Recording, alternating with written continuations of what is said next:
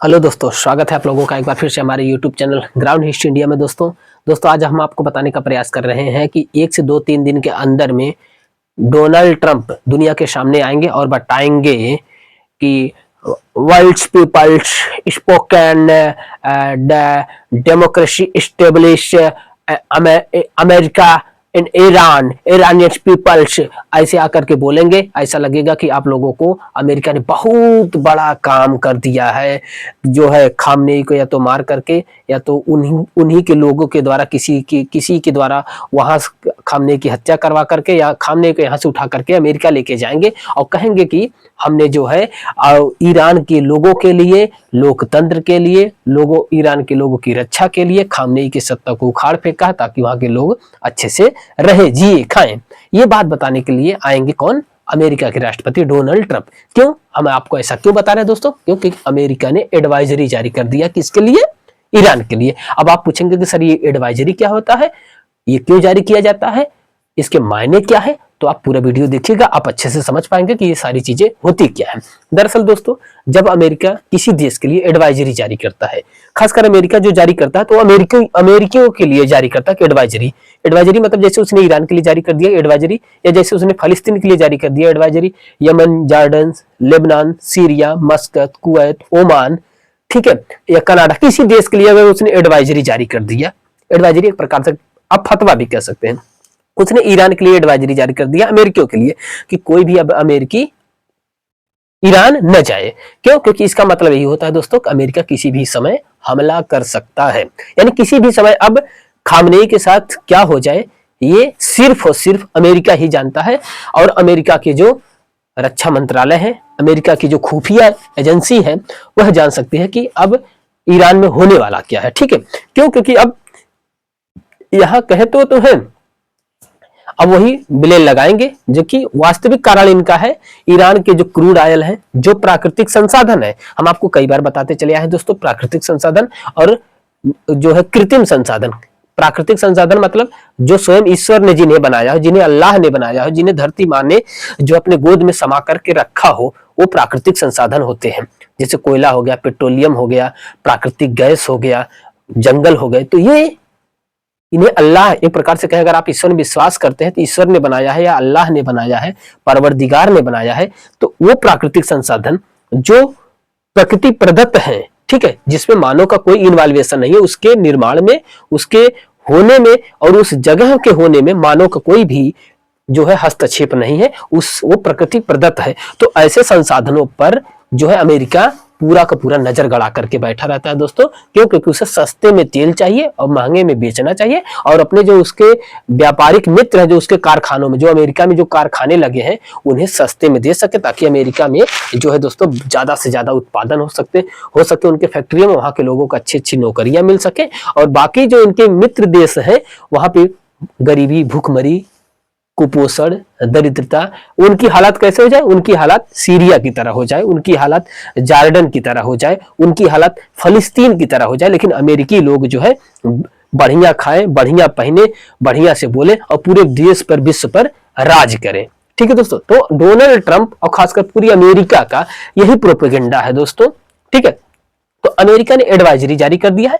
Advisory का मतलब यही है दोस्तों कि अब अमेरिका उस देश के साथ क्या करेगा, ये सिर्फ और सिर्फ अमेरिका के राष्ट्रपति, अमेरिका के रक्षा मंत्रालय, अमेरिका की जो खुफिया तंत्र है, अमेरिकी जो सेना है, जनरल प्रमुख है, वही बता सकते हैं होने वाला क्या है। क्या वेनेजुएला वाला दूसरा कांड तो नहीं होगा, या फिर वेनेजुएला के साथ साथ या फिर सद्दाम हुसैन वाला क्रिएशन तो नहीं होगा, यानी खामनेई के साथ होने वाला क्या है। अब वही कुछ करेंगे दोस्तों, सामने आएंगे, 4 शब्द अंग्रेजी बोलेंगे, वही जो हमने आपको बताया है कि America establish democracy in Iran, Khamenei out are dead. ठीक है, ऐसे आकर के 4 शब्द अंग्रेजी बोलेंगे, आपको लगेगा।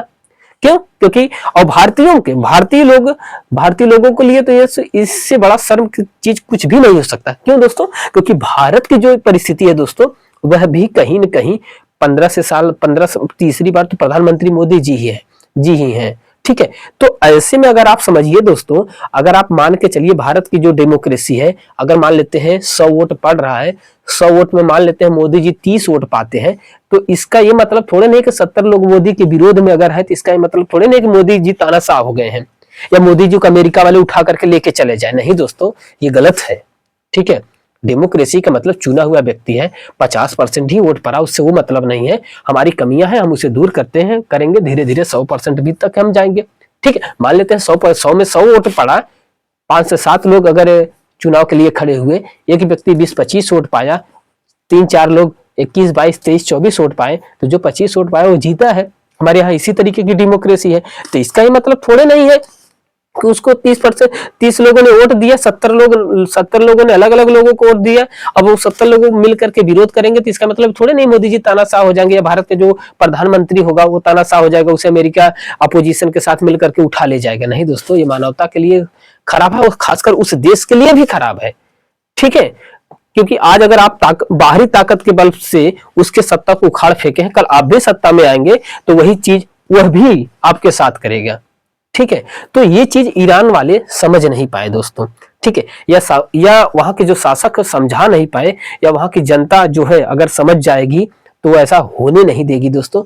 लेकिन फिलहाल उल्टी गिनती तो शुरू कर दिया है अमेरिका, क्योंकि अमेरिका जब एडवाइजरी जारी कर देता है दोस्तों, तब परिस्थितियां कुछ भी हो सकती हैं, यह कोई नहीं जानता है। ठीक है दोस्तों, तो आप लोगों का और खासकर हम जैसे भारतीयों का जो समर्पण होना चाहिए, जो सिंपैथी होना चाहिए, जो है दोस्तों अपनापन होना चाहिए, वो ईरान के साथ होना चाहिए दोस्तों। क्यों? क्योंकि अगर आप आज ईरान के मुद्दे पर शांत रहेंगे तो हो सकता है कल अगला नंबर हमारा भी लग सकता है।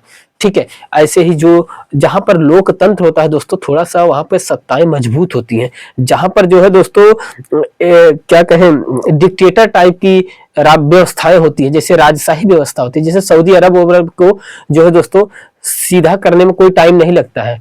ठीक है, वहां का राजा के सामने जब 2 विकल्प देंगे, आत्मसमर्पण या तो हम तुम्हारे सामने हमला करने वाले हैं, तो वो राजा समर्पण कर देगा। लेकिन जहां पर लोकतंत्र होता है दोस्तों, जहां पर राष्ट्र की बात आती है, वहां पर पक्ष और विपक्ष एक हो जाते हैं, अगले वाले के लिए बहुत विषम परिस्थिति हो जाती है। ठीक है, तो हम इस छोटे से चैनल के माध्यम से ईरान के जितने भी साथी अगर हमारे चैनल को देखेंगे, कुछ भी लोग देखेंगे, जो भी लोग शेयर करेंगे, तो ईरान के जितने भी लोग हैं अपने आपसी मुद्दे भूल करके वो आज के समय में खामनेई के साथ खड़ा रहे दोस्तों। क्योंकि ईरान के साथ आज से षड्यंत्र नहीं हो रहा है, ईरान जब से बना है तब से ईरान के साथ, ईरान जब से बना नहीं, ईरान खामनेई जब से सत्ता प्राप्त की है, ईरान के साथ तब से कंटिन्यूअस इजराइल के माध्यम से अमेरिका जो है लगातार प्रहार कर रहा है दोस्तों। हम कम से कम 3 से 4 साल में देख रहे हैं कि अमेरिका, उसके सैन्य कमांडर, चाहे वो कासिम सुलेमानी हो गया, 20 मिसाइल से मार दे रहे हैं। तो ये क्या है दोस्तों?